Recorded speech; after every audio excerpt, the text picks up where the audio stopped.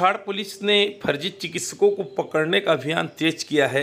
हाल ही में सीचर medical college से एक फर्जी चिकित्सक को, गनीग्राम का रहने वाला फर्जी चिकित्सक को पकड़ा गया। आज तारापुर से 2 फर्जी चिकित्सक जो दंत चिकित्सक हैं उन्हें पकड़ा गया और कछाड़ पुलिस अधीक्षक नुमल महता ने पत्रकार वार्ता कर इस बारे में जानकारी दिया।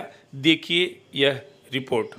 এটা ক্লিনিকৰ নাম হ'ল হাজাৰী ডেণ্টেল ক্লিনিক আৰু দ্বিতীয়টো নাম হ'ল মজুমদাৰ ডেণ্টেল ক্লিনিক। দুইটা তাৰাপুৰ ইণ্ডিয়া ক্লাবৰ মছজিদ কমপ্লেক্সত অৱস্থিত আছে। তাত আমি অতৰ্কিতে যেতিয়া অভিযান চলাওঁ, অভিযান কালত দুজনকৈ ভুৱা চিকিৎসক, এজনৰ নাম হ'ল কামৰুল ইছলাম হাজাৰী, তেওঁৰ পিতৃৰ নাম হ'ল মহম্মদ আলী হাজাৰী, মধুৰবন শিলচৰ, আৰু দ্বিতীয়জন ব্যক্তি হ'ল টিংকু মজুমদাৰ, তেওঁৰ পিতৃৰ নাম হ'ল আবাদুৰ ৰহমান মজুমদাৰ, মালুগ্ৰাম শিৱবাৰী। এই দুইজন ব্যক্তিয়ে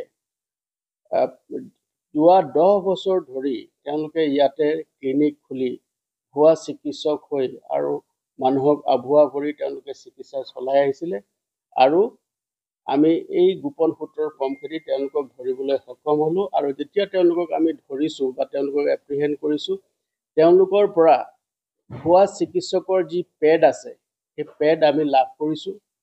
আৰু তেওঁলোকে চিকিৎসা চলাই থকা অৱস্থাত আমি যিসকল পেচেণ্ট বা ৰোগী আছিলে সেই ৰোগীৰো আমি ষ্টেটমেণ্ট লৈছোঁ। আৰু ৰোগীসকলেও আমাক জনাইছে যে তেওঁলোকে ডেণ্টেল চিকিৎসক হিচাপে জানে আৰু তেওঁলোকে তাত চিকিৎসা গ্ৰহণ কৰি আহিছে।